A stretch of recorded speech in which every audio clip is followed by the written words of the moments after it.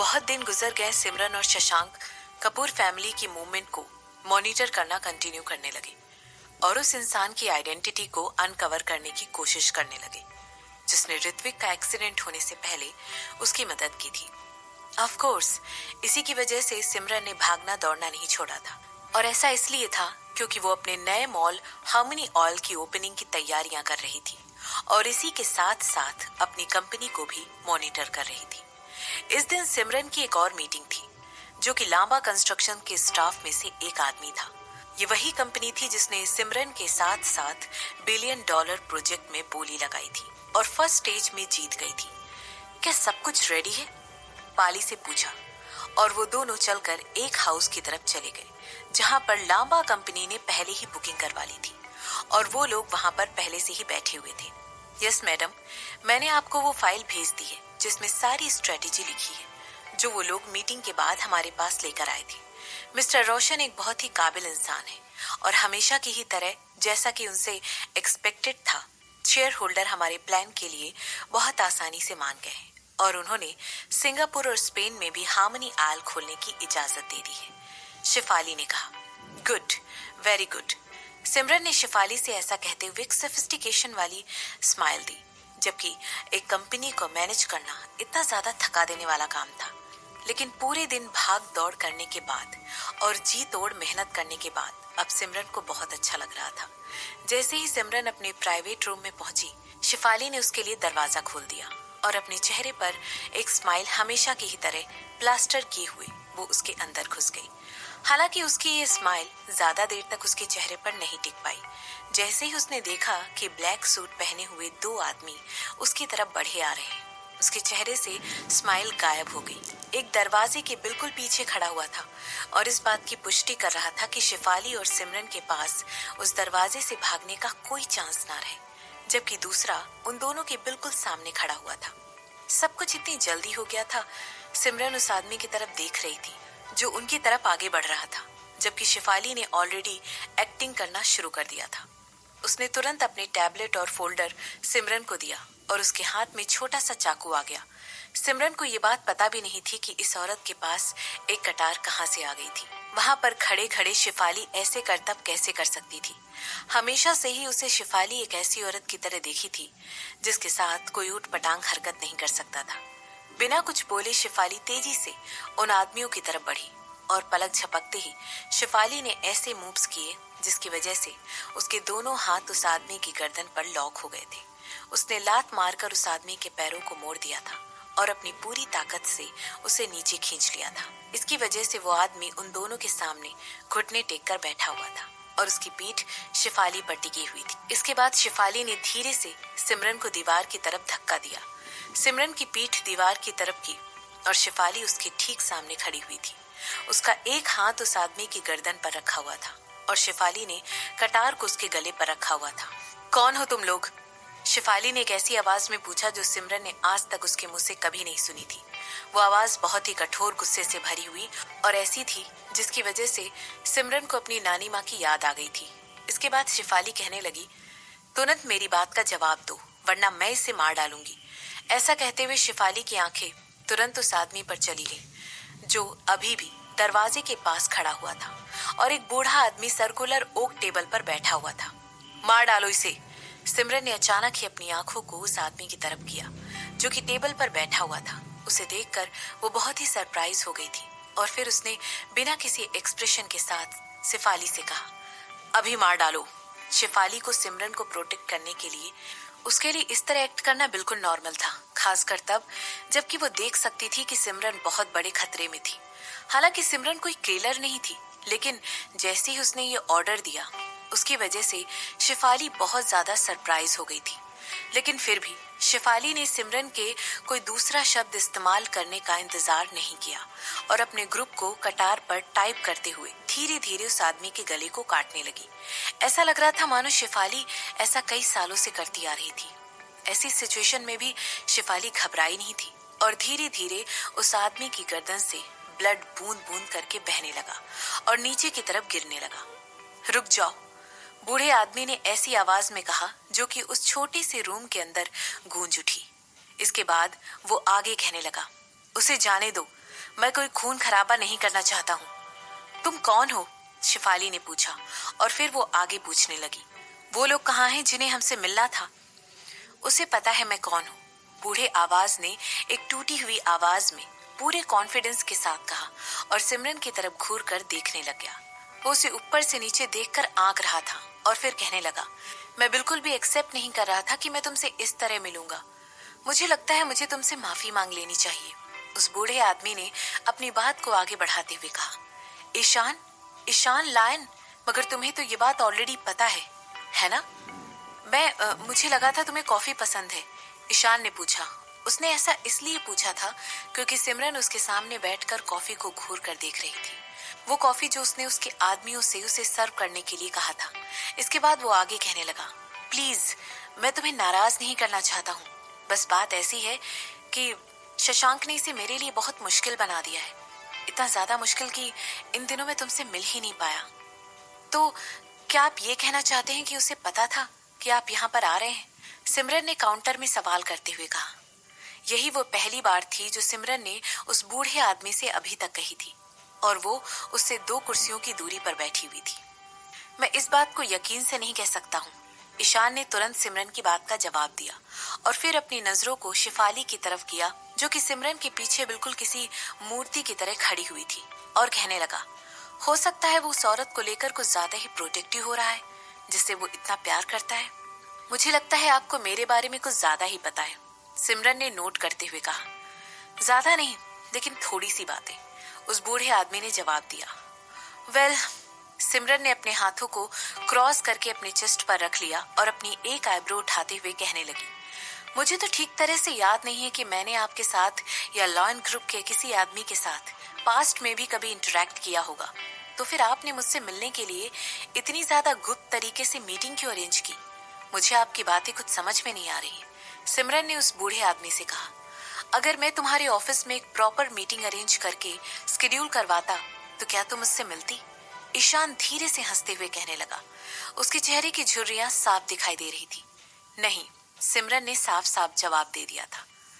आह, कितनी बेबाक औरत हो तुम मुझे मेरी बेटी की याद दिलाती हो। ऐसा कहते हुए वो बूढ़ा आदमी सिमरन की तरफ देखने लगा जो उसे घूर कर देख रही थी। ऐसा करते हुए सिमरन के चेहरे पर कोई इमोशन नहीं थे और फिर ईशान अपनी बात को कंटिन्यू करते हुए कहने लगा, मुझे लगता है ये बिल्कुल नॉर्मल है कि ग्रैंडफादर को अपने पोते की वाइफ से मिलते रहना चाहिए। नहीं, आप किसके ग्रैंडफादर हैं? जैसे ही ईशान ने सिमरन के मुंह से ये क्वेश्चन सुना, उसके चेहरे की स्माइल तुरंत गायब हो गई। किसी के थ्रू की गई रिस्पेक्ट को मैं कभी भी अप्रिशिएट नहीं करता हूँ, ईशान ने कहा, और मैं आपसे इस तरह की गई मीटिंग को अप्रिशिएट नहीं करती हूँ, सिमरन ने जवाब देते हुए कहा। इस समय उसकी आंखों में जो तेज था वो चैलेंजिंग दिखाई दे रहा था। मैंने कभी भी ऐसा नहीं सोचा था कि तुम इस तरह होगी मिस कपूर। मैं, ईशान ने कहा।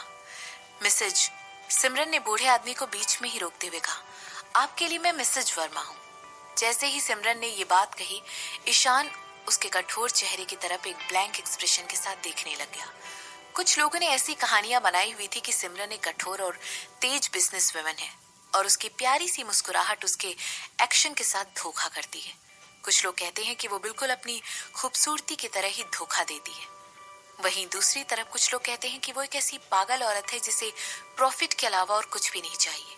हालांकि ये सारी बातें, इतने सारे डिस्क्रिप्शन, लेकिन इनमें से कोई भी उस निर्दयता में फिट नहीं होता था जो कि सिमरन की आंखों में देखी जा सकती थी। क्या ऐसा इसलिए था क्योंकि वो भी उनके पोते से प्यार करती थी?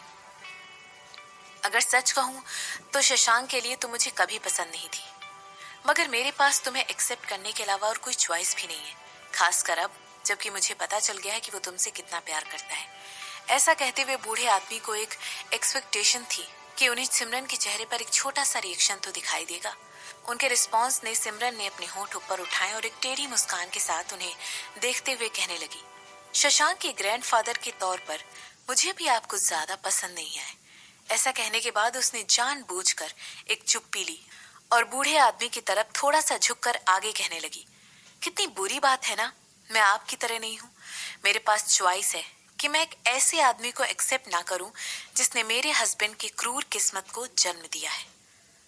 सिमरन की ये बातें सुनकर ईशान बिल्कुल स्पीचलेस हो गया था और अपनी आंखें बड़ी करती हुए सिमरन की तरफ देखने लगा और कहने लगा, तुम्हें उससे पता है?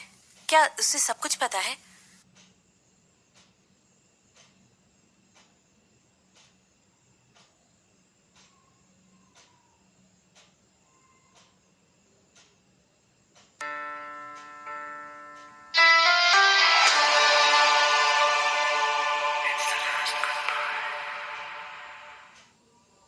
इतना तो पता ही है कि मैं अंदाजा लगा लूं कि क्या हुआ था, सिमरन ने जवाब देते हुए कहा। ईशान उसकी तरफ घूर कर देखने लगा और अपने मुंह से एक आह निकालते हुए कहने लगा, मैं चाहता हूं कि तुम उसे सारी चीजें एक्सप्लेन कर दो। तो आगे बढ़िया और उससे जाकर मिल लीजिए, सिमरन ने बूढ़े आदमी को देखकर कहा। क्या तुम ये जानने के लिए भी इंटरेस्टेड नहीं हो कि क्या हुआ था? थोड़ी सी भी क्यूरियस नहीं हो? बूढ़े आदमी ने सिमरन से कहा। सिमरन अपनी सीट से उठकर खड़ी हो गई और कहने लगी, मुझे इस तरह बातें करने में कोई पॉइंट नहीं दिखाई दे रहा है। ऐसा कहने के बाद उसने अपनी पीठ बूढ़े आदमी की तरफ की और उससे एक कदम पीछे हटाते हुए आगे बढ़ने लगी। वो खतरे में है। और जैसा कि एक्सपेक्टेड था, बूढ़े आदमी के इन शब्दों को कहते ही सिमरन ने चलना बंद कर दिया और वो अपनी बात आगे बढ़ाते हुए कहने लगा, मैं तुम्हें इसके बारे में चेतावनी देना चाहता था। मुझे लगा था कि उसने ऑलरेडी तुम्हें वर्मा फैमिली के बारे में बता दिया होगा। जब से तुम शशांक की लाइफ में आई हो, उसकी मीडिया में अपीयरेंस बहुत बढ़ गई है। तुम्हारे आने के पहले जो प्राइवेसी उसने मेंटेन करके रखी हुई थी, वो चूर चूर हो गई है। उसके ऊपर खतरा बहुत ज्यादा बढ़ गया है। तो क्या आप मुझसे ये कहना चाह रहे हैं कि मैं उसे छोड़कर चली जाऊं? सिमरन ने बूढ़े आदमी की तरफ एक बार फिर से मुड़ते हुए कहा, मैं ऐसा कुछ भी नहीं कहने वाला था। तुम्हें उसे प्रोटेक्ट करने के लिए सबसे बेहतरीन चीज के बारे में पता होना चाहिए। एक औरत के तौर पर तुम्हें अपने हस्बैंड का पूरा सपोर्ट करना चाहिए और उसे किसी भी तरह के खतरे में नहीं डालना चाहिए। जो कुछ भी उसने अभी तक किया है, वो सब तुम्हारी वजह से किया था, तुम्हें प्रोटेक्ट करने के लिए। मैं नहीं चाहता हूँ कि बूढ़ा आदमी कहते कहते बीच में ही रुक गया। नहीं, सिमरन ने उसे बीच में ही रोकते हुए कहा। इसके बाद वो आगे कहने लगी, मैं अपने हस्बैंड को कहीं छोड़कर नहीं जाने वाली हूँ। ऐसा कहने के बाद वो कुर्सी पर बैठ गई। जैसा कि मैंने कहा था, बूढ़े आदमी ने अपनी बात कहनी शुरू की। जो भी आप कहना चाहते हैं, इससे कोई फर्क नहीं पड़ता है। सिमरन ने कहा, आप अपने बारे में कुछ ज्यादा ही सोचते हैं मिस्टर ईशान। आपकी ओपिनियन मेरे लिए मायने नहीं रखती है, न मेरे लिए न उसके लिए। सिमरन ने कहा, मैं सिर्फ और सिर्फ उसे प्रोटेक्ट करना चाहता हूँ। तुम्हारी मौजूदगी की वजह से सारा बैलेंस खराब हो रहा है। तुम्हारी वजह से वो लॉजिकली सोच नहीं पा रहा है। जैसे ही बूढ़े आदमी ने ये सब कहा, सिमरन अपनी आंखें छोटी करते हुए उनकी तरफ देखने लगी। जो कुछ भी बूढ़े आदमी ने कहा था, वो वाकई में सच था। जब से वो शशांक की जिंदगी में आई थी, शशांक बहुत ही इरेशनल हो गया था। अब वो अपने दिमाग के बजाय दिल से सोचने लगा था और इसकी वजह से वो प्राइवेसी बहुत बुरी तरह अफेक्ट हुई थी, जो वो सिमरन के आने के पहले मेंटेन किया करता था। जो कुछ भी शशांक ने किया, वो सिमरन की वजह से था। हालांकि वो बूढ़ा आदमी सोचता है कि वो शशांक को मुसीबत का पहला सही दिखते ही छोड़कर चली जाएगी, तो फिर ये आदमी पूरी तरह गलत है, बहुत गलत। सिमरन अपने हस्बैंड के बगल में खड़ी रहेगी, उसके पीछे नहीं, उसके आगे नहीं, उसके ठीक बगल नहीं। वो शशांक के बगल में खड़ी रहेगी क्योंकि उसने ऑलरेडी इस बात का प्रॉमिस खुद से कर लिया था। ऑफ कोर्स, इस बारे में वो बूढ़े आदमी को कुछ भी पता लगने नहीं देना चाहती थी। तुम्हें इस बारे में पता होना चाहिए कि वर्मा फैमिली की बहुत ही पावरफुल दुश्मनी है। उनके दुश्मन हर तरफ फैले हुए हैं। शशांक उसके इन्फ्लुएंस से उसे सिर्फ उदयपुर में बचा कर रख सकता है, या बहुत हो गया तो उसके आसपास के इलाकों में। एक बार वो वहां से बाहर गया तो बूढ़ा आदमी फिर से अपनी बात कहते कहते रुक गया। नहीं, मैं लास्ट बार आपसे कहना चाहती हूँ, मैं उसे छोड़कर नहीं जाऊंगी। आखिर सिमरन अपने खुद के हस्बैंड को क्यों छोड़ती? सिमरन सोच रही थी कि बूढ़े आदमी ये सोच भी कैसे सकता था कि उसके शब्द सिमरन को इस बात के लिए कन्विंस करने के लिए काफी होंगे। शशांक कोई बेवकूफ नहीं है, उसे पता है वो क्या कर रहा है। जबकि मैं आपसे इस तरह मिलने को अप्रिशिएट बिल्कुल भी नहीं करती हूँ, लेकिन मैं इस बात की तारीफ जरूर करना चाहूंगी कि एटलीस्ट आपने उसको लेकर थोड़ा सा कंसर्न दिखाया। मगर अगर देखा जाए तो मुझे ये बात बहुत ही फनी लगी। 31 ईयर्स तक आप उसकी लाइफ में कहीं थे ही नहीं। वो अकेला खड़ा रहा और उसने बिजनेस इंडस्ट्री में अपने नाम को अकेले ही स्टैब्लिश किया है। तो फिर उसके बाद चिंता करके क्या फायदा? अब आप उसके लिए इतनी फिक्र क्यों कर रहे हैं? शशांक एक बहुत ही प्राइवेट आदमी है। मैं उसके लिए कई सालों से खोज कर रहा था। उसने अपना लास्ट नेम भी चेंज कर लिया और मैंने कभी भी नहीं सोचा था कि वो अब इतना सक्सेसफुल बन जाएगा। जब तुम लोगों के साथ एक्सीडेंट हुआ था और उसने तुम्हें बचाने की कोशिश की थी लेकिन खुद गिर गया था, तब भी मुझे ये बात नहीं पता थी कि वो जिंदा है। बूढ़े आदमी ने अपनी बात सिमरन के सामने रखी। अच्छा? सिमरन ने हाँ में सिर हिलाया। आखिर वो ईशान के ऐसे शब्दों को मिस कैसे कर सकती थी जिसमें वो कह रहा था कि शशांक ने उसकी जान बचाई थी। अगर देखा जाए तो हमने ऑलरेडी इस बात की पुष्टि कर दी है कि मैं उससे छोड़ नहीं रही थी। मैं एक बिजी औरत हूँ मिस्टर ईशान। मेरे पास अभी भी ऐसे बहुत सारे बिजनेस हैं जिन्हें मुझे अटेंड करना है। सिमरन ने बूढ़े आदमी की तरफ देखते हुए कहा। तो क्या तुम वाकई में मेरे शब्दों को इग्नोर करके इस तरह एक्टिंग करना कंटिन्यू रखोगे, जैसा कि इसका तुमसे कोई लेना देना नहीं है? क्या तुम्हें किसी बात का कोई फर्क नहीं पड़ता है? क्या तुमने एक बार भी वो बात सुनी जो मैंने तुमसे कही है? तुम उसकी कमजोरी हो, एक ऐसा खुला हुआ सिरा जिसे इस्तेमाल करके उसके दुश्मन कभी भी उस पर हावी हो सकते हैं। अगर उसके दुश्मन तुम्हें टारगेट करेंगे तो मुझे पूरा यकीन है वो तुम्हें बचाने के लिए कुछ भी करने को तैयार हो जाएगा। वो तुम्हें बचाने के लिए अपनी जान की परवाह तक नहीं करेगा, यहाँ तक कि वो अपने आप को तुम्हारे लिए पूरी तरह सैक्रिफाइस कर देगा। तुम्हारे लिए, सिर्फ और सिर्फ तुम्हारे लिए। ऐसा कहते हुए ईशान के चेहरे पर नसें तनती हुई साफ दिखाई देने लगी। इसके बाद वो अपनी बात को आगे बढ़ाते हुए कहने लगा, तुम्हें बचाने के लिए तो वो चलती हुई गोली को भी पकड़ ले। अगर तुम उसे वाकई में सुरक्षित देखना चाहती हो तो जो काम कम से कम तुम उसके लिए उसे सेव करने के लिए कर सकती हो वो है उसे छोड़ना। उसे छोड़कर चली जाओ। आपका उस पर इस तरह हक जमाना ही एक भ्रम है मिस्टर ईशान। ऐसा कहते हुए सिमरन अपना सर हिलाते हुए हंसने लगी। आपको क्या लगता है कि जब उसे पता चलेगा कि आप यहाँ पर बैठकर मुझे उसे छोड़कर जाने के लिए कन्विंस कर रहे हैं तो वो क्या करेगा? आप अभी अभी उदयपुर में आए हैं और जो पहली चीज आप यहाँ पर आने के बाद प्लान कर रहे हैं वो है अपने पोते का दिल तोड़ना। कितनी शर्म की बात है ये, बहुत ही दुखद। सिमरन ने कहा, टूटा हुआ दिल मरे हुए दिल से तो बेहतर ही होता है। तुम्हारे बगैर वो जिंदा रहेगा, वो सरवाइव कर लेगा, तुम उसकी चिंता मत करो। बूढ़े आदमी ने कहा, वेल, नेक्स्ट टाइम जब आप ऐसा कुछ करने की प्लानिंग करेंगे तो एक बात जरूर ध्यान में रखिएगा कि प्रैक्टिकली आप उसके लिए एग्जिस्ट ही नहीं करते हैं। आप उसके लिए ना तो मायने रखते हैं और ना ही आपकी कोई ओपिनियन उसके लिए कोई मायने रखती है। मुझे पता था तुम्हें कन्विंस करना बहुत ही मुश्किल होने वाला है, ईशान ने कहा।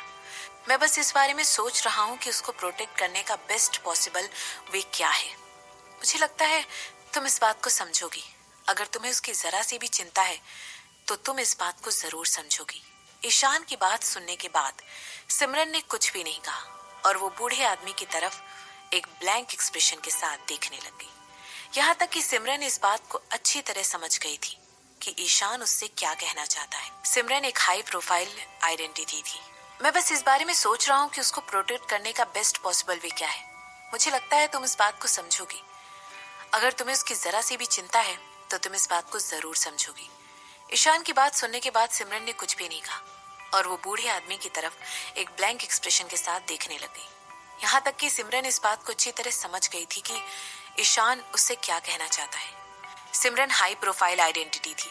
शशांक के साथ वो लोग बिजनेस कम्युनिटी से और ज्यादा अटेंशन अट्रैक्ट करने लगे थे। सब लोगों की नजर सिर्फ उन दोनों पर ही थी। मैं सोच रही थी अगर आपको पता चले कि एक बार फिर आप उसकी लाइफ को कंट्रोल करने की कोशिश कर रहे हैं तो आपको कैसा लगेगा? इसी वजह से आपकी बेटी की लाइफ भी इससे पहले खराब हुई थी। क्या अब आप शशांक की लाइफ को भी खराब करना चाहते हैं? क्या आपके अंदर ही कोई सीक्रेट चीज है जिसकी वजह से आप ऐसा करते हैं? जैसा कि एक्सपेक्टेड था, बूढ़े आदमी सिमरन की बात सुनकर पूरी तरह स्पीचलेस हो गया था। वो अपनी सीट से उठने के पहले कुछ देर तक उसे ही घूरता रहा। उसके चेहरे पर कोई एक्सप्रेशन दिखाई नहीं दे रहा था और अचानक उसने कहा, तुमसे मिलकर मुझे बहुत अच्छा लगा मिस कपूर। मैं वाकई में ऐसी आशा करता हूँ कि तुम इस बारे में सोचो कि जो कुछ भी मैंने तुमसे कहा है और इस बात का ध्यान रखो कि तुम्हारे शशांक के आसपास रहने से उसकी जान खतरे में रहेगी। मुझे पता है तुम एक स्मार्ट औरत हो। अगर तुम वाकई में उसकी चिंता करती हो तो तुम उसके लिए वही करोगी जो उसके लिए बेस्ट है। ऐसा कहते हुए सिमरन उस आदमी के शब्दों पर सिर हिलाने लगी। शशांक वाकई में बेस्ट डिजर्व करता था और उसके लिए सिमरन से बेस्ट कुछ हो ही नहीं सकता। कुछ सोचते हुए सिमरन कहने लगी, मैं इस बारे में आपसे पूरी तरह सहमत हूँ। शशांक बेस्ट डिजर्व करता है, और अगर सच कहूँ तो उसके लिए मुझसे बेस्ट कुछ हो ही नहीं सकता। ऐसा कहते हुए सिमरन सीधे सीधे बूढ़े आदमी की तरफ देखने लगी, और फिर उसके होंठ ऊपर उठ गए और उसकी मुस्कान एक टॉन्ट करने वाली मुस्कान में बदल गई। बूढ़े आदमी को अभी भी यकीन नहीं हो रहा था कि वो किस औरत से बात कर रहा था। उन्हें लगा था कि सिमरन को कन्विंस करना बहुत आसान होगा।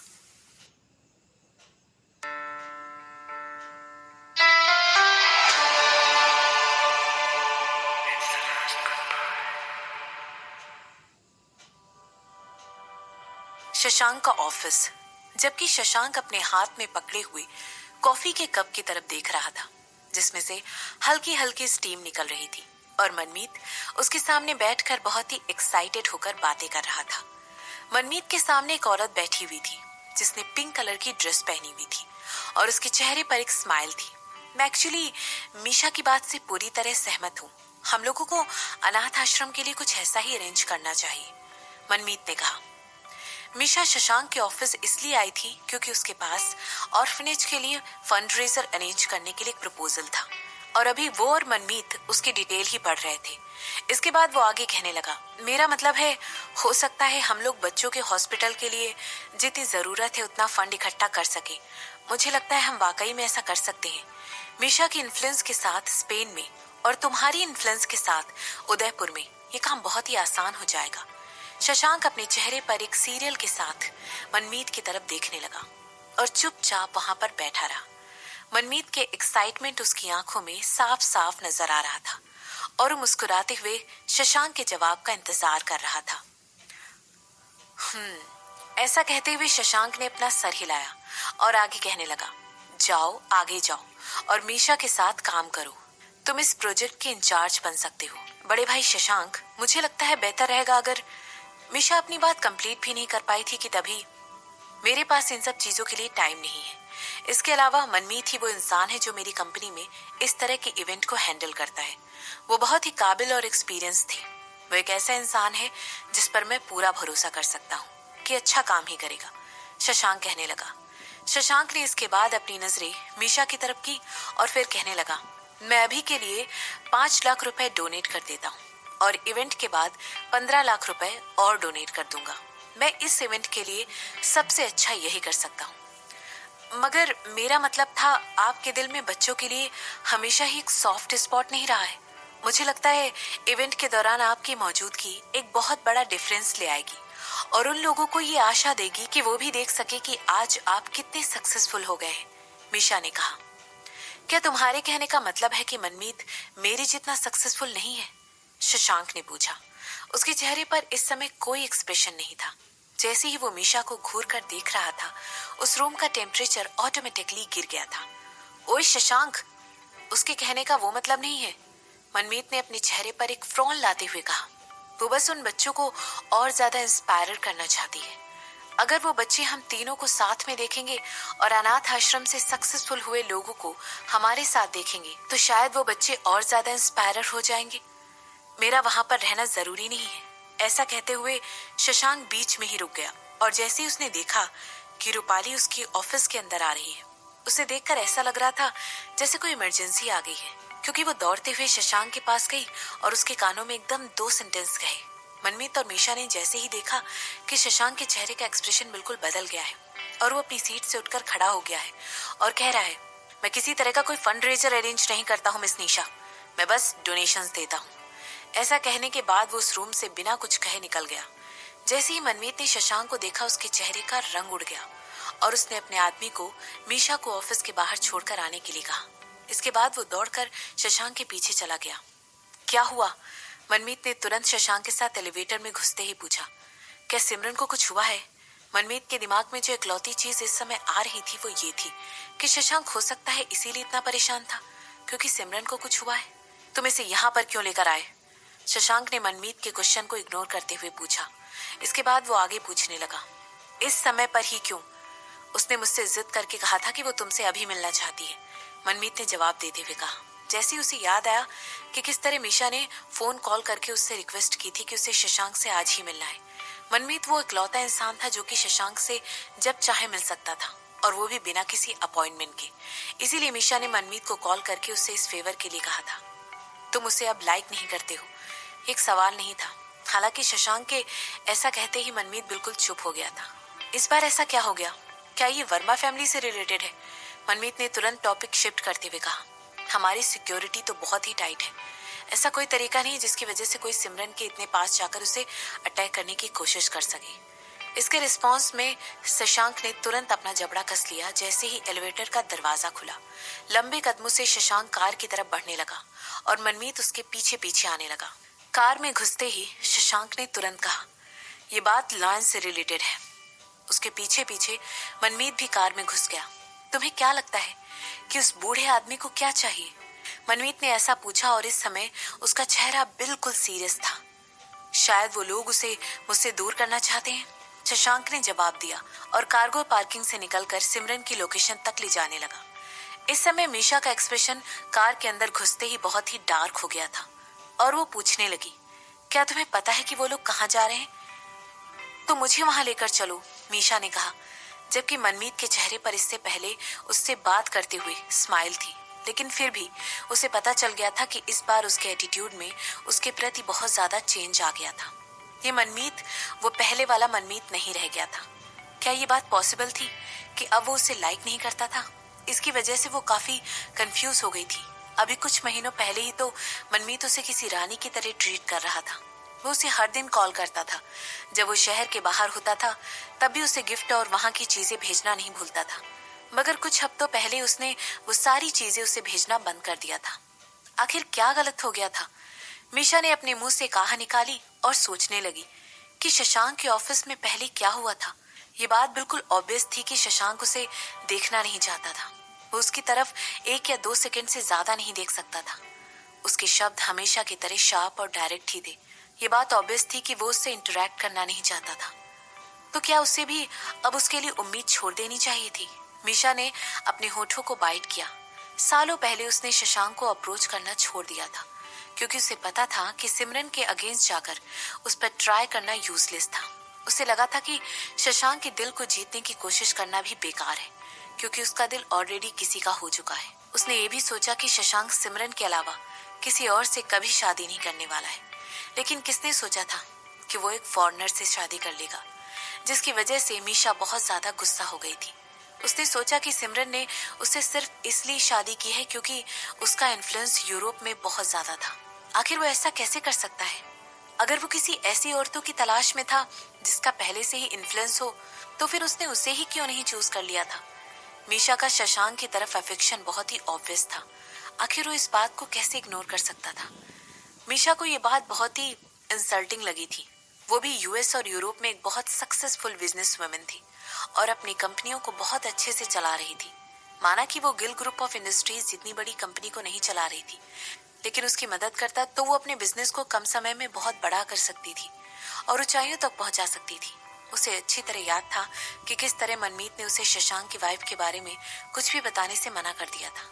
इसकी वजह से उसे ऐसा लगने लगा था कि शशांक ने शायद मनमीत को उसकी शादी को सीक्रेट रखने के लिए कहा है। इसकी वजह से उसे इस बात पर पूरा यकीन हो गया था कि शशांक की मैरिज के बारे में उसके जो इनिशियल सस्पिशंस हैं वो बिल्कुल सही थे। इसके बाद उसे तुरंत याद आ गया था कि किस तरह शशांक ने सिमरन की गर्दन के ऊपर एक नेकलेस पहनाया था। उसे उसकी शो में आंखें याद आ गई थी जिनसे वो उस औरत को देख रहा था, उसके सामने खड़ी हुई थी। क्या ये सब वाकई में एक नाटक था? क्या ये बात पॉसिबल थी कि शशांक पूरी तरह अपने पहले प्यार के बारे में भूल गया था? अगर ऐसी बात थी तो उसने अपनी फ्रेंड से शादी ना करके एक ऐसी औरत से शादी कैसे कर ली थी जिसे वो बस कुछ महीनों से जानता था? मीशा को ये बात समझ में नहीं आ रही थी कि सिमरन वही सिमरन थी जो शशांक का पहला प्यार थी। न जाने और कितना वक्त बाकी था जब उसे इस सच्चाई का पता चलने वाला था।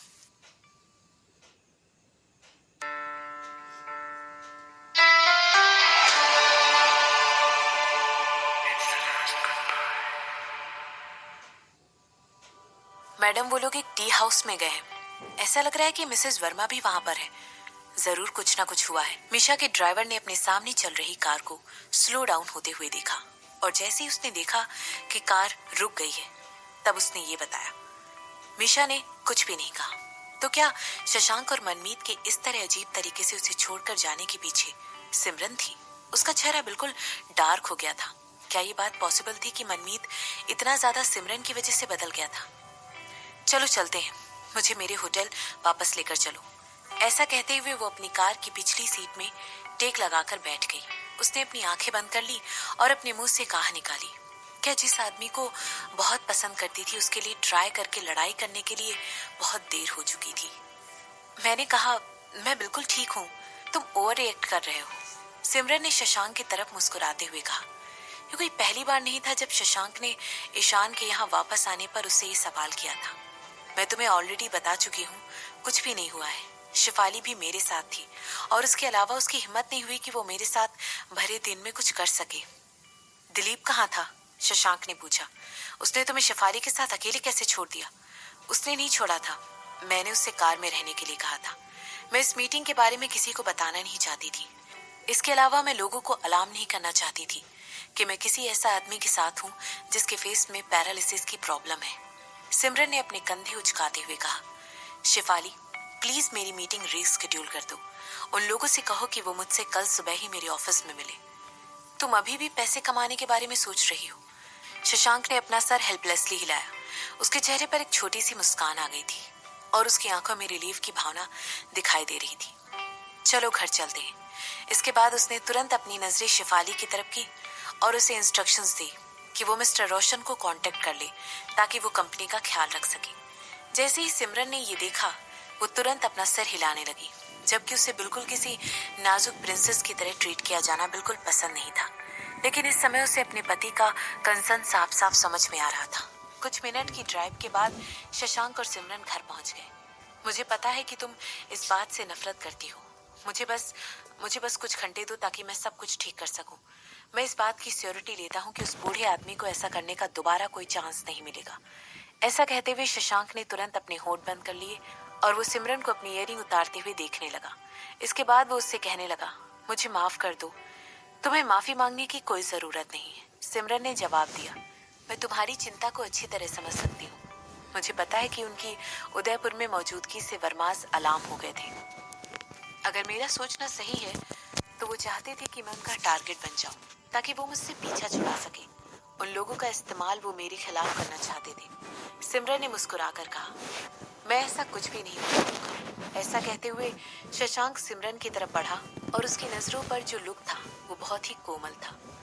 तो इकलौती वजह जिसकी वजह से मैं वर्मा फैमिली को इतने सालों से अवॉइड करता आ रहा था वो ये है कि मैं अपने अटेंशन को इससे ज्यादा इम्पोर्टेंट चीजों पर फोकस करना चाहता था। जैसा कि सिमरन को ढूंढने पर सिमरन तुरंत अपनी सीट से उठकर खड़ी हो गई और उसे अपनी बाहों का हार उसके गले में डालते हुए पूछा, तो क्या यही वो इम्पोर्टेंट चीज थी जो तुम इतने सालों से कर रहे थे? ऐसा कहते हुए उसने अपना सर हिलाया और अपने हाथों को उसके कमर पर रखते हुए कहने लगा, मैं उन लोगों को तुम तक मुझसे पहले नहीं पहुंचने देना चाहता था। इसके रिस्पॉन्स में सिमरन अपने पैरों की उंगलियों पर खड़ी हुई और उसने धीरे से कान के लिप्स पर किस करते हुए कहा, मैं तुम्हें ट्रस्ट करती हूँ। और फिर वो मुस्कुराने लगी। चाहे कुछ भी हो जाए, लेकिन सिमरन को ये बात पता थी कि वो हमेशा शशांक पर भरोसा कर सकती है। उस इंसिडेंट के बाद सिमरन के अगल बगल जो सिक्योरिटी थी वो और टाइट हो गई थी, क्योंकि शशांक और मनमीत ने उसके इर्द गिर्द की सिक्योरिटी को बढ़ाकर 3 गुना कर दिया था। जो इकलौती चीज जिस बारे में अच्छी थी वो ये थी कि जो लोग सिमरन के पीछे पड़े हुए थे वो खुद छुपे हुए नजर आ रहे थे और उन लोगों को उसने सिमरन की मौजूदगी के बारे में पता लगने नहीं दिया था। नवंबर बहुत जल्द ही खत्म हो गया था। दिसंबर सिमरन के लिए एक बहुत बड़ा महीना होने वाला था। सिमरन इस महीने में बहुत सारी चीजें करने वाली थी और उसने अपना स्केड्यूल इसी तरह बनाया था। पहले तो वो हार्मनी आयल की ओपनिंग करने वाली थी। इसके बाद वो स्पेन और सिंगापुर में भी उसकी ब्रांच का कंस्ट्रक्शन स्टार्ट करवाने वाली थी। इसकी वजह से इस महीने उसे काफी ज्यादा ट्रेवल करना पड़ सकता था। मैंने ऑलरेडी मिस्टर रोशन से दिसंबर के बाद हर चीज की टेक केयर करने के लिए कह दिया है। मैं तुम्हारे साथ हमारी शादी और हनीमून के लिए एक लंबा ब्रेक लेने वाली हूँ। ऐसा कहने के बाद सिमरन ने वाइन का ग्लास उठाया और ब्लड रेड वाइन की तरफ देखने लग गई। इसके बाद उसने अपनी नजरें शशांक की तरफ कर ली। ये तो बहुत अच्छी बात है। दिसंबर मेरे लिए भी बहुत ही बिजी महीना होने वाला है। मैं ऐसा शशांक अपनी बात कहने वाला था कि तभी सिमरन ने उसे बीच में ही टोकते हुए कहा, नहीं नहीं, कोई बात नहीं, तुम्हें मेरे साथ चलने की कोई जरूरत नहीं है, इट इज फाइन। शशांक सिमरन की तरफ कुछ मिनटों तक घूमता रहा और फिर उसके मुंह से आह निकल गई, मैं अगले हफ्ते तुम्हारे साथ स्पेन चलने वाला हूँ। कंपनी के बारे में चिंता मत करो, तुम मेरी टॉप मोस्ट प्रायोरिटी हो, शशांक ने कहा। सिमरन शशांक को देखकर मुस्कुराने लगी। वो शशांक की तरफ घूर कर देख रही थी और तभी उसे ईशान के शब्द याद आ गए कि उसकी आइडेंटिटी के इतना एक्सपोज होने की सबसे बड़ी वजह सिमरन ही है। और ये बात बिल्कुल सच भी थी।